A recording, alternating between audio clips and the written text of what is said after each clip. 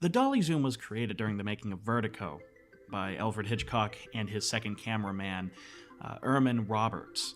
Not his DP, like a lot of people think. So. It was Erman Roberts, and according to his biography, Alfred Hitchcock apparently came up with the idea when he got drunk at a party and passed out.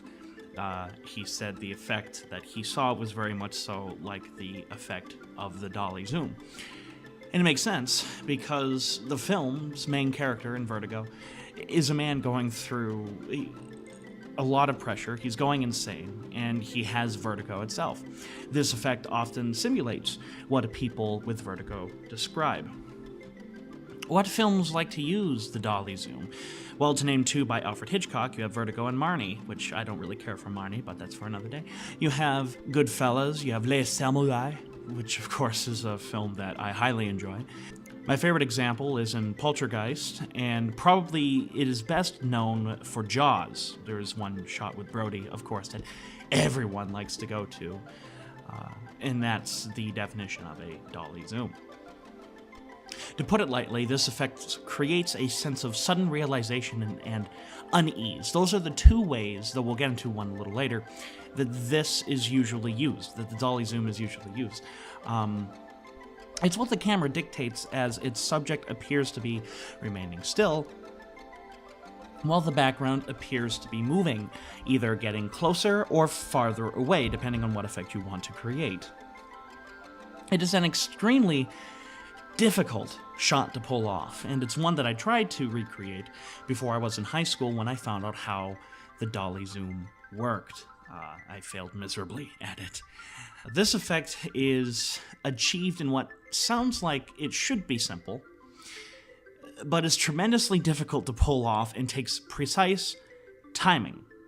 I wish to make a shout out to filmmaker IQ for going over this effect in very layman's terms, and I appreciate that greatly because I am not a cinematographer, nor do I ever want to be a cinematographer. But do go over and check out Filmmaker IQ. I highly recommend you check them out. They're amazing. This effect cannot be achieved with prime lenses. It must be done with a zoom lens. This way, you can bend the light as it enters the camera, going from a wider plane of view to a much narrower one. And doing this, what I just described, creates a standard zoom. And then you have a dolly, which creates camera movement itself. You pushing in or pulling out with a dolly creates a change in perspective. Adding the two results in a dolly zoom. You then move the dolly in reverse of whatever way you are zooming. An example would be you zoom out when you are pushing in, or vice versa. It sounds pretty simple, but it ain't.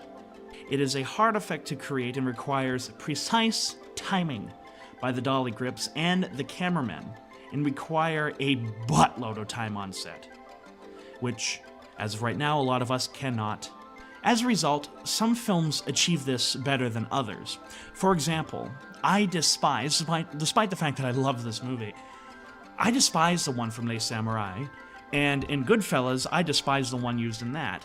Both, though admirable in their attempts to create a distortion in reality, are extremely clunky, and have multiple times where one is just out of sync with the other, be it the zoom or the dolly itself. For example, the one in Goodfellas, I don't like in particular because you can tell that the camera is pulling out, because the camera is genuinely moving away from the actors.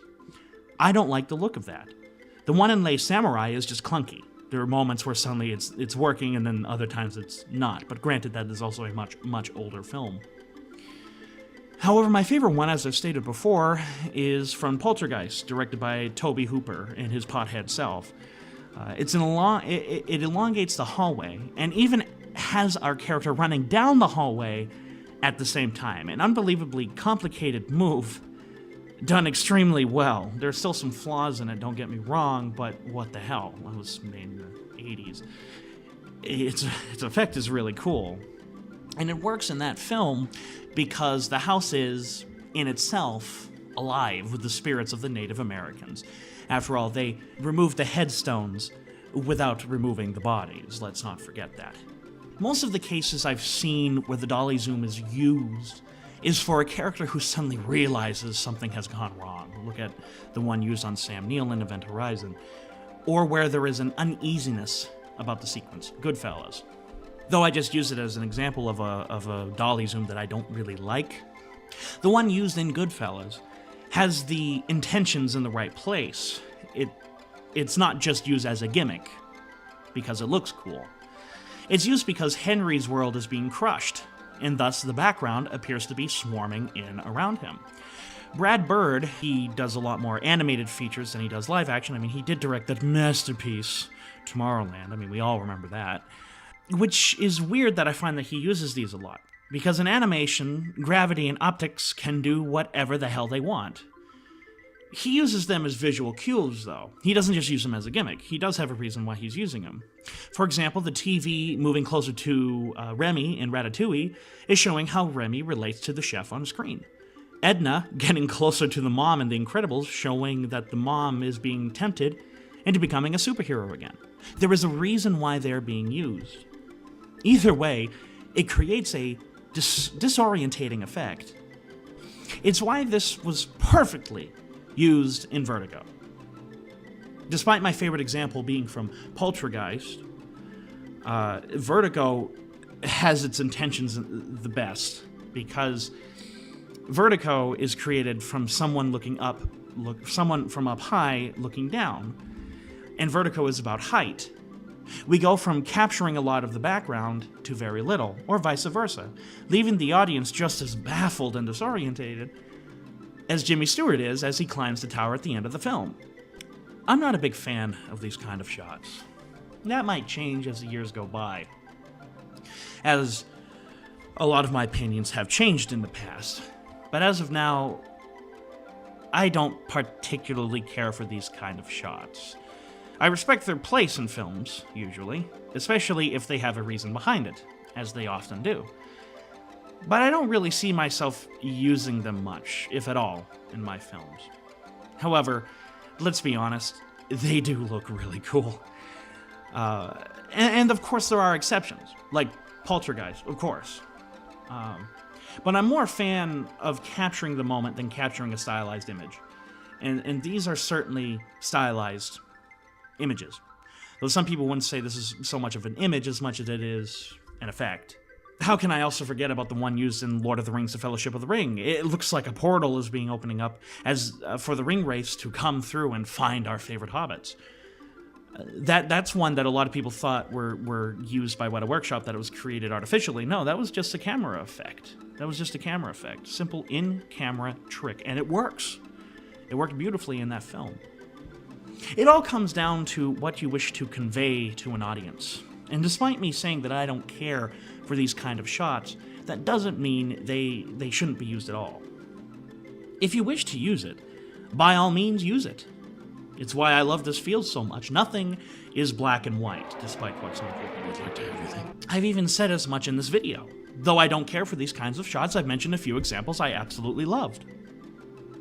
Like everything else in this field, this move, the dolly zoom, is just another way that could help unfold your story. Go on Facebook, like AN Productions. Subscribe to our new website. The link is in the description below for all information on what we are doing there. Hit the subscribe button. Leave a comment about your favorite dolly zoom. And in the end, this is Adam Nice of AN Productions saying sayonara.